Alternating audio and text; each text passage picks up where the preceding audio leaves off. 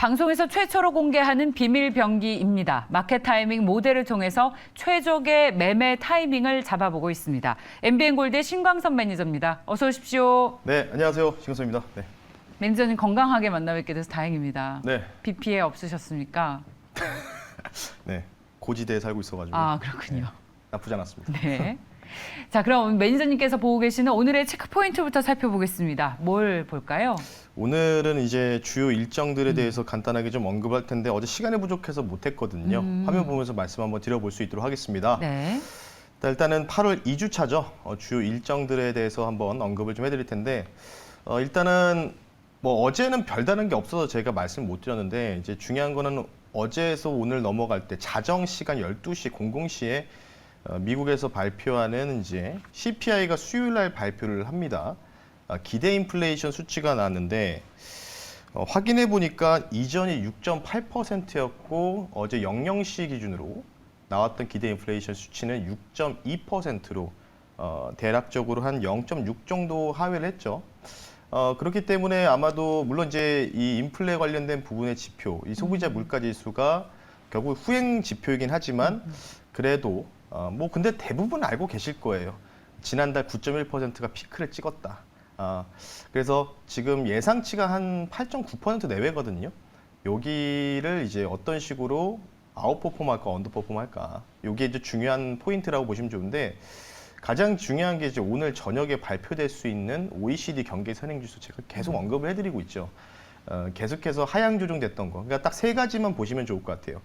우리나라, 우리 한국, 그리고 미국, 중국 요 세 나라의 국가들만 딱 우리가 경기 선행지수가 반등이 나오는지 요거를 체크해야 되는데 이게 이제 OECD 경기 선행지수가 전반적인 수출 동향이라든지 뭐 기업의 이익치, 뭐 GDP 이익치라든지 그리고 플러스해서 그 각 국가의 주요 지수 흐름을 대조한 값이라고 좀 보시면 되는데 일단은 뭐 전반적으로 미국도 그렇고 우리나라도 그렇고 중국도 마찬가지로 증시 자체가 좀 올라왔잖아요. 지난달 대비해서. 그래서 아마 조금 이제 U자형으로 이렇게 돌아가는 패턴이 아마 나올 건데 이 점을 얼만큼 상향해서 찍어줄지 이게 좀 관건이다. 이렇게 좀 보시면 좋을 것 같기 때문에 OECD 경제선행지수가 오늘 저녁 7시에서 8시 사이에 발표가 됩니다.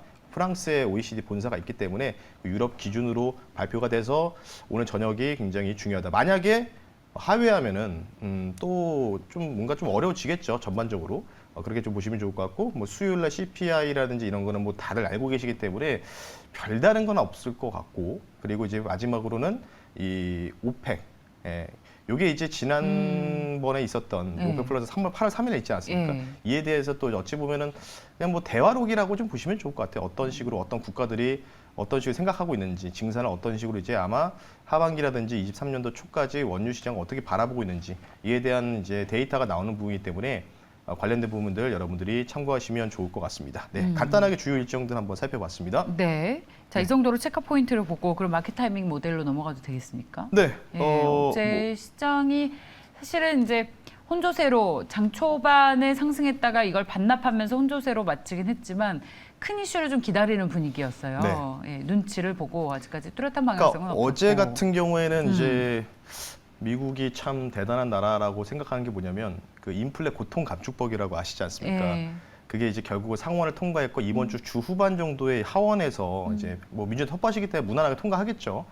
근데 이제 거기에서 얘기해서 샌더스 의원이 뭐라고 얘기했냐면 어제 그 통과가 되고 나서 인플레 고통 감축법은 앞으로 최소한의 인플레이션에 영향을 끼친다. 근데 그런 얘기를 듣고 나서 저는 이해가 안 됐던 게 이게 뭔 소리냐. 예. 그래서 그런 부분이 좀 있는데. 뭔 소리예요? 그러니까 저도 뭔 소리인지 모르겠어요. 그러니까 인플레 고통을 감축하기 위한 법안이잖아요. 네. 근데 인플레에 최소 영향을 끼친다. 영향을 끼친다. 예. 그러니까 이게 뭐 양날의 약간 그런 부분이라고 좀 보시면 좋을 것 같기 때문에 그럴 수 있고 저럴 수 있다. 물론 이제 전날에 이제 통과되기 전에 200명의 경제학자들이 이거 좀 위험하다. 인플레가 장기화될 수 있다. 이런 부분들. 그래서 어제 그런 모습들이 엔비디아가 그 실적에 대한 좀 컨센이 조금 다운될 것이다. 게임 산업이 좀 전반적으로 약세일 것이다라는 때문에 프리마켓 한 장 봉잔 들어가기 20분 전에 갑자기 급락 나왔거든요. 물론 이제 급락으로 마감했습니다. 결국 장중에 좀 반등 나오다가. 근데 아까 제가 기대 인플레이션 얘기 말씀드렸잖아요. 그게 이제 딱 00시에 발표됐거든요.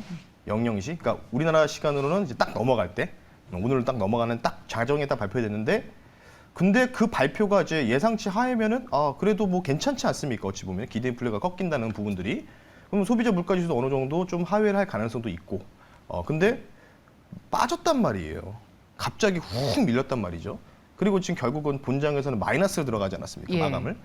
그래서 그런 거 봤을 때 도대체 월가 투자자들은 무슨 생각으로 지금 그럼 도대체 뭐 원하는 게 뭘까? 어떤 지표를 원하는 건가 결국은 그런 부분들이 조금 이제 보는데 화면 보면서 말씀드릴게요. 예, 타임모드 좋습니다. 보이기 전에 예. 지금 이제 화면을 보면요. 통상 이제 지금의 상승에 대한 부분들 그리고 이전에 한 2달 정도의 미국장이 급락이 나왔을 때도 결국 이제 알고리즘 프로그램 매매 뭐 월가에서는 이제 대부분 이제 트레이더들이 거의 없고 관리자들이 이제 컴퓨터 프로그램 매매를 통해서 이제 하지 않습니까?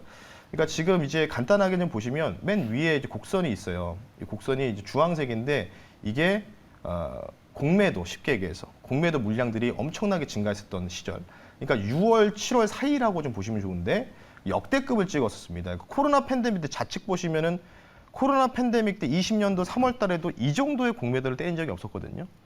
근데 지금 결국은 이 초록색으로 좀 자세히 안 보실 때 초록색이 이제 그 S&P 500 지수예요. 약간씩 우상향하면서 올라가지 않습니까? 지금 상승이 올라가고 있으니까. 근데 지금 여기 동그라미로 표시되어 있는 부분들을 보시면 지금 쇼커버 물량들이 다 거의 다 들어왔다.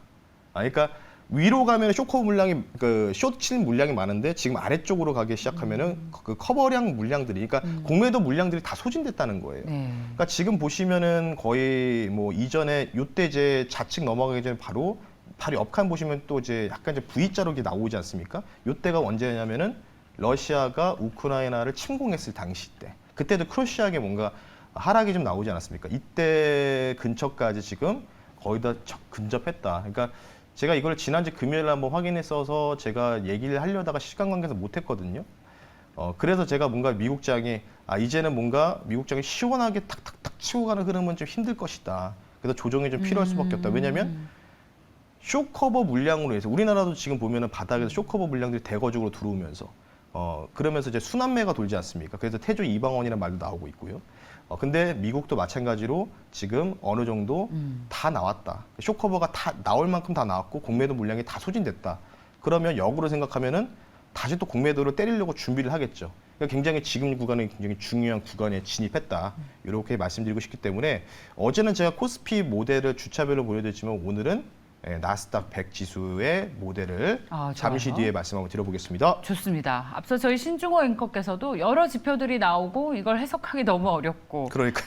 예, 뭐 그럴 때마다 이게 바닥을 다져가는 과정에서 나오는 전형적인 모습이다라는 평가를 해줬는데 맞습니다. 네. 신강선 매니저도 그 의견이 궤를 좀 함께 하는 것 같아요. 저도 개인적으로 조정이 나오겠지만은 제가 어제 뭐라고 말씀드렸냐면 베어마켓 랠리가 어제보다 전반전이 끝났다. 뭐 축구경을 따지면 하프타임 들어가는 구간이 들어왔고 네. 이제 후반전을 아마 후반전에 이제 들어가기 전에 이제 조정이 좀 필요하다 이렇게 말씀드렸거든요. 그래서 올해 미국이 이전에 전저점을 깰 일은 없다.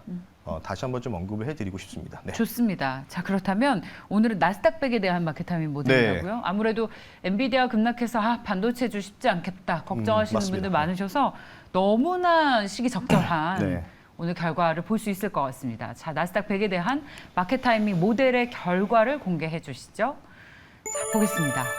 오늘이 8일이죠? 네. 어제였나요? 8일이 네. 빵이니까. 오늘 9일. 오늘 패닉 강도가 100%에. 오늘 저녁이니까 네, 그렇죠. 오늘이죠. 그러면 네. 저희는 내일 반영이 되겠군요. 그렇죠. 미국 그러니까- 시장 8월 9일, 그러니까 저기 미국 시장 기준이니까 네, 맞습니다. 네. 내일 볼 수 있는 나스닥 지표에 대한 방향 강도가 50이고 패닉 강도가 100인 겁니까? 네.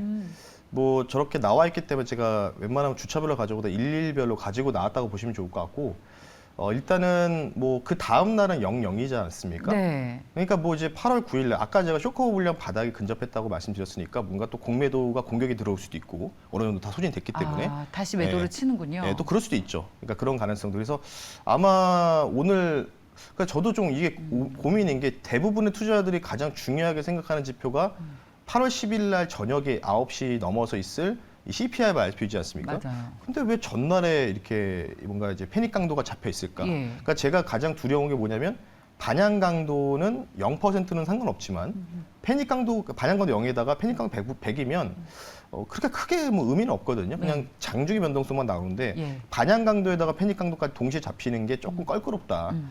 이렇게 좀 보시면 좋을 것 같기 때문에 그러니까 아까도 말씀드렸지만 기대 인플레가 꺾였는데 도대체 증시는 왜 떨어졌을까? 그럼 올라가야 되거든요.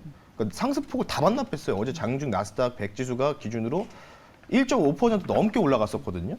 예, 근데 기대 인플레이션 발표되고 나서 마이너스로 끝났다. 도대체 뭐 어디에다 장단을 맞춰야 될지 모르기 때문에 그래서 제가 최근에 보는 거는 이제 타이밍 모델을 보겠지만은 앞서 말씀드렸던 프로그램 쇼크와 물량 요게 좀 중요하지 않을까. 어쨌든 이게 우리가 분석할 수 없지 않습니까? 결국 그러면 알고리즘 프로그램 매매에 따라서 미국 시장 좌지우지 될 수밖에 없기 때문에 그래서 아마 오늘 밤이 그러면 오늘 밤에 중요 지표가 뭐가 있을까 생각했을 때 바로 다음 화면 보겠습니다. 네, 결론에 좀 빠르게 도달하겠죠. 그래서 OECD 경기 선행지수가 뭔가 껴있으니까 이걸로 뭔가가 좀 진행되지 않을까 이런 생각이 들고 있고 분명히 저는 OECD 경기 선행지수가 약간 U자형으로 점은 찍혀 있을 거예요. 그러니까 점점 이렇게 찍혀서 곡선을 그리지 않습니까? 그러니까 약간 이렇게 나올 텐데 그 점이 0.1%밖에 안 올라가느냐 아니면 좀 더 올라가느냐. 근데 만약에 보합 정도만 나오면은 좀 시장에 좀 충격이 나올 수 있는 거겠죠. 왜? 지수는 올라간 상황이잖아요. OECD 경기 선행 지수에다가 또 지수까지 글로벌 그 전반적 각 국가의 탑 지수까지 포함되어 있거든요. 그런 상황에서 어느 정도 올라갔는데 만약에 선행 지수가 하회하거나 보합 정도만 나오면은 이거는 뭔가 조종의 비밀을 제공할 수 있다. 이런 부분이 좀 보시면 좋을 것 같고 그리고 다음 수요일 CPI 지표는 저는 중요하다고 생각이 안 들어요. 왜냐하면 다 알고 있잖아요. 다 어느 정도 유가도 일시적으로 좀 꺾인 부분도 있었고 그런 부분이 있기 때문에 그렇게 뭔가 깜짝 뭔가 하회 상회만 하지 않는다면은 아마 8% 후반에서만 조금 이제 놀게 된다면 무난하게 지나가지 않을까 이런 생각이 좀 들고 있기 때문에 참고하시면 좋을 것 같고요. 마지막으로 다음 한번 보면서 말씀드리겠습니다. 나스닥 100 지수로 이제 계량 모델을 시켜서 이제 지지와 저항대를 그어놓은 자리인데 딱 저 지지 라인에서 지금 추가적인 상승이 안 나오고 있습니다. 대략적으로 나스닥 100 기준으로는 13,300포인트인데 만약 여기서 오바가 나오게 되면 13,450 정도 되거든요. 예. 근데 지금 자리에서는 뭔가 우리가 여기서 사는 자리는 아닌 것 같아요. 최소한 못해도. 최소한 방어를 해야 되는 보수적으로 좀 봐야 되는 자리라고 좀 보고 있기 때문에 여기서 조금 조정이 나오게 된다면 대략적으로 12,000 한 중후반 또는 12,000 중반 정도까지 예상한다. 차라리 이 정도 가격까지 떨어졌을 때 우리가 나스닥 종목들이라든지 뭐 나스닥 종목 대부분 플랫폼이나 반도체 있지 않습니까? 그래서 우리나라가 결부지면은 우리나라 같은 경우 네이버, 카카오 거기다가 반도체 종목들이 있지 않겠습니까? 그래서 나스닥의 조정을 조금 나오게 된다면 그때가 어느 정도 우리나라 반도체라든지 네이버, 카카오 플랫폼에 조금 이제 조정 하락이 나오면 그때가 우리가 또 절호의 매수 기회가 된다. 이렇게 좀 결론에 도달하면서 마무리하겠습니다. 나스닥의 반등을 우리나라 반도체 주식이 아니라 대표적인 성장주인 네이버와 카카오의 반등 시그널로 오히려 해석을 하시는군요. 그렇죠. 네.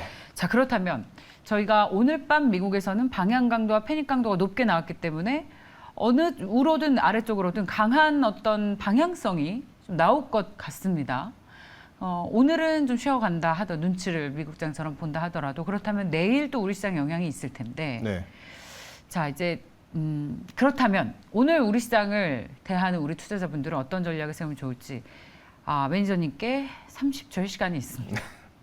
오늘 공개 방송 안 하고 제가 월수금 진행하는데 어제 좀 말씀드렸고 오늘 이제 아마 나스닥이 이제 패닉 강도라는 이런 게 있기 때문에 반향이 좀 결정이 될 것 같거든요. 근데 제가 볼 때는 조정 나올 것 같아요. 느낌이. 네, 그래서 좋습니다. 그 관련된 부분들은 또 내일 다시 좀 자세하게 말씀 한번 드려보겠습니다. 네, 좋습니다. 자, MBN 골드의 신광섭 매니저였습니다. 고맙습니다. 네, 감사합니다.